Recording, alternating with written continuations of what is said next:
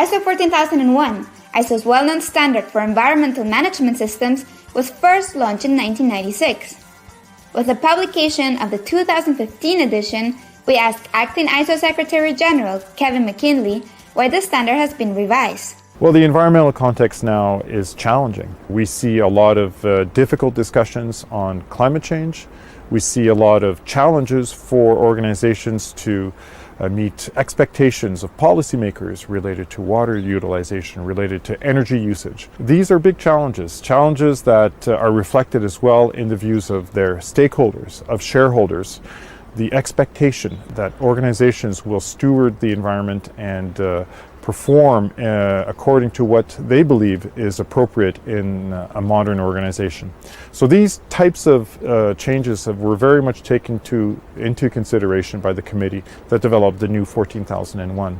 So Kevin, why is the standard so important? It's a tool. It's a tool that supports advancement and supports continual improvement. The standard itself has gained recognition through use in organizations as a self-improvement tool. It's also gained prominence through third-party recognition, through certification, where we have now more than 300,000 certificates for 14001 globally, a sign of its impact and a sign of its uptake in many, many countries. Now, for users of the standard, what are the main benefits? The 14001 standard will be a way for organizations to help meet their legal requirements. That's certainly very important. And to also go beyond and to take measures that are in keeping with the expectations of their stakeholders, of their shareholders. It's also an organized way to get employees engaged on meeting environmental commitments.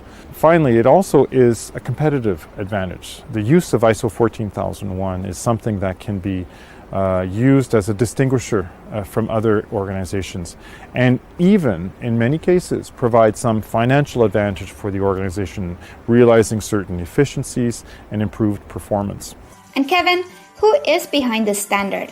In this case, we had more than 70 participating ISO members actively contributing time of their experts, their nominated experts, to provide insight and draft the new 14001. It involved more than 120 people.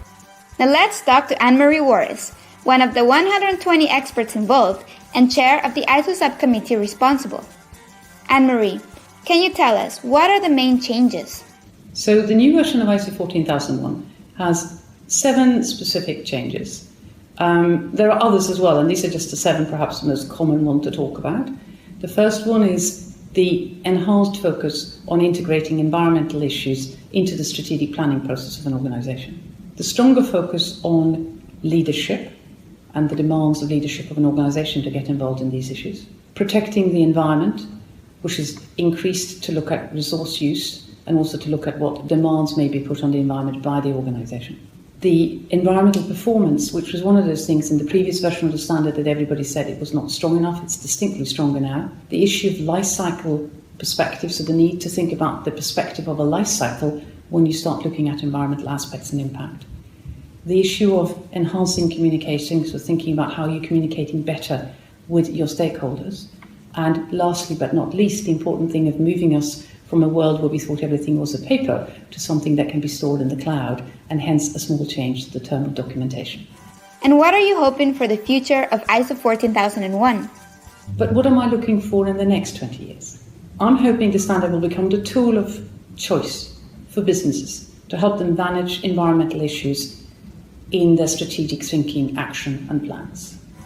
From September 2015, there will be a 3-year transition period for certified organizations.